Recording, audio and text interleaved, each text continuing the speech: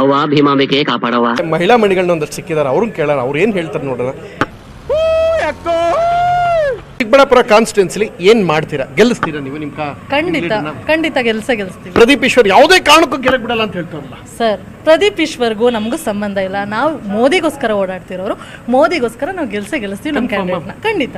ಸರಿ, ಈಗ ಸಿದ್ದರಾಮಯ್ಯ ಕೊಟ್ಟಿದ್ದ 2,000 ರೂಪಾಯಿ ಫ್ರೀ ಯೋಜನೆ, ಪಂಚ ಯೋಜನೆ ಅವೆಲ್ಲ ನಿಮಗೆ ಎಫೆಕ್ಟ್ ಆಗುತ್ತೆ ಅಂತ ಅನ್ಸಲ್ವಾ?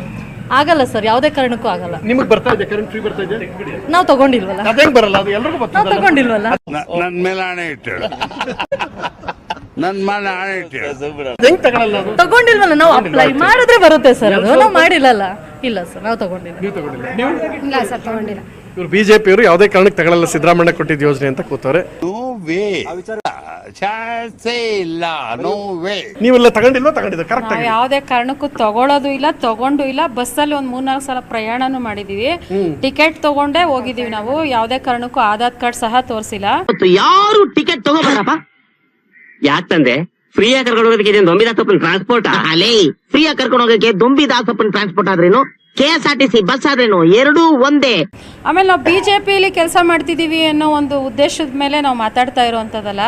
ಪಬ್ಲಿಕ್ಕಲ್ಲಿ ಇವತ್ತಿನ ದಿವಸ ಎಷ್ಟೋ ಜನ ದುಡ್ಡು ತಗೊಳ್ದಿರನೇ ಸಿದ್ದರಾಮಯ್ಯನ ವಿರೋಧ ಮಾಡ್ತಾ ಇರೋವಂಥದ್ದನ್ನು ನೋಡ್ತಾ ಇದ್ದೀವಿ ನಾವು. ಯಾಕೆ ಅಂತಂದರೆ ಇವತ್ತಿನ ದಿವಸ ಎಲ್ರಿಗೂ ಗೊತ್ತು, ಇಡೀ ಪ್ರಪಂಚದಾದ್ಯಂತ ಮೋದಿನ ಇಷ್ಟಪಡ್ತಿದ್ದಾರೆ. ಒಬ್ಬ ಕೇಪಬಲ್ ವ್ಯಕ್ತಿ, ಒಬ್ಬ ನಾಯಕ ಆದರೆ ದೇಶನ ಯಾವ ರೀತಿ ಇಂಪ್ರೂವ್ ಮಾಡ್ಬೋದು. ಹೆಣ್ಮಕ್ಳಿಗೆ ಯಾಕೆ ಕೊಡ್ತಾ ಇದ್ ಗೊತ್ತಾ? ನಿಮ್ನ ನೀವೆಲ್ಲ ವೈನ್ ಶಾಪ್ ಕೊಟ್ಟಿದ್ದೀರಿ ಅಂತ ನಿಮ್ಗೆ ಕೊಡ್ತಾರ. ನಾವು ನಿಮ್ಮ ಮೇಲೆ ನಮ್ ನಂಬಿಕೆ ಇಲ್ಲ, ಹೆಣ್ಮಕ್ಳ ಮೇಲೆ ನಮ್ ನಂಬಿಕೆ. ಅದಕ್ಕೆ ನೇರವಾಗಿ ಅವ್ರ ಅಕೌಂಟ್ ಕೊಡ್ತಾ ಇದೀವಿ ನಾವು. ವಿಧಾನಸೌಧದಲ್ಲಿ ಪಾಕಿಸ್ತಾನ ಜಿಂದಾಬಾದ್ ಅಂತ ಕೂಗ್ತಾರೆ, ಏನ್ ಹೇಳ್ತಾರೆ ಇದ್ರ ಬಗ್ಗೆ? ಅದಕ್ಕೆ ನಾವು ಭಾರತೀಯರಾಗಿ ನಮ್ಮ ಕೈಗೆ ಏನಾದರೂ ಸಿಕ್ಕಿದಿದ್ರೆ ಅವ್ರನ್ನ ಒಂದು ಯಾವುದೇ ಅಂಗಾಂಗಗಳನ್ನು ಇಲ್ಲದೆ ಇರೋ ರೀತಿ ಒಳಗೆ ಪೀಸ್ ಮಾಡ್ತಾ ಇದ್ವಿ. ಅವ್ರು ಅಲ್ಲಮ್ಮ, ಯಾರು ಮಾಡಕ್ ಸಾಧ್ಯ ಆಗಲ್ಲ.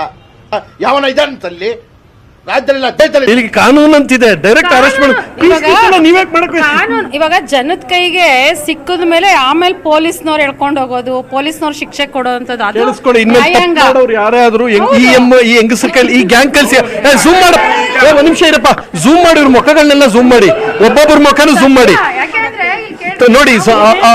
ಪಾಕಿಸ್ತಾನದಲ್ಲಿ ಇಂಡಿಯಾಗೆ ಜಿಂದಾಬಾದ್ ಅಂದಿದ್ರೆ ಪಾಕಿಸ್ತಾನದವ್ರು ಏನ್ ಮಾಡ್ತಿದ್ರು?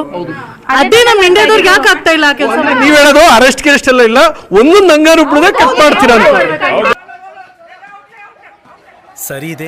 ಆ ರಾಷ್ಟ್ರದಲ್ಲಿ ಆ ಕೆಲಸ ಮಾಡ್ತಾರೆ ಅಂದ್ರೆ ನಾವು ನಮ್ಮ ರಾಷ್ಟ್ರದಲ್ಲೂ ಆ ಕೆಲಸ ಮಾಡ್ಬೋದಲ್ಲ? ಒಂದ್ ನಿಮಿಷ. ಇವಾಗ ನಾವು ಕಾನೂನು ಕೈ ತಪ್ಪಲ್ವಾ?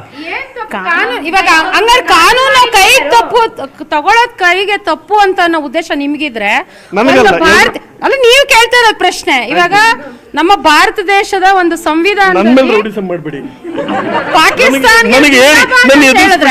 ಪಾಕಿಸ್ತಾನ ಜಿಂದಾಬಾದ್ ಅಂದ್ರೆ ಅದ್ ತಪ್ಪಲ್ವಾ? ಮತ್ತೆ ಅದು ತಪ್ಪು ಅಂದ್ಮೇಲೆ ನಾವು ಮಾಡೋದನ್ನ ತಪ್ಪು ಅಂತ ಯಾವ ರೀತಿ ನೀವು ಹೀಗೆ ಹುಟ್ಟಿದ ದೇಶಕ್ಕೆ ನೀವೆಲ್ಲ ಬಗ್ನಿಗೂಟ ಇಡ್ತೀರಾ ಅಂತ ಗೊತ್ತಿದ್ದಿದ್ರೆ ಬ್ರಿಟಿಷ್ನವ್ರನ್ನ ಇಲ್ಲೇ ಉಳಿಸ್ಕೋಬಹುದಿತ್ತು. ಅವ್ರ ಗೂಟಿಗೇನು ಕಮ್ಮಿ ಇತ್ತು, ಅದರಲ್ಲೇ ಬಗ್ಗಿಸ್ಕೋಬಹುದಿತ್ತು, ಬೆಳ್ಳಿಗೆ ಬರ ಇತ್ತು.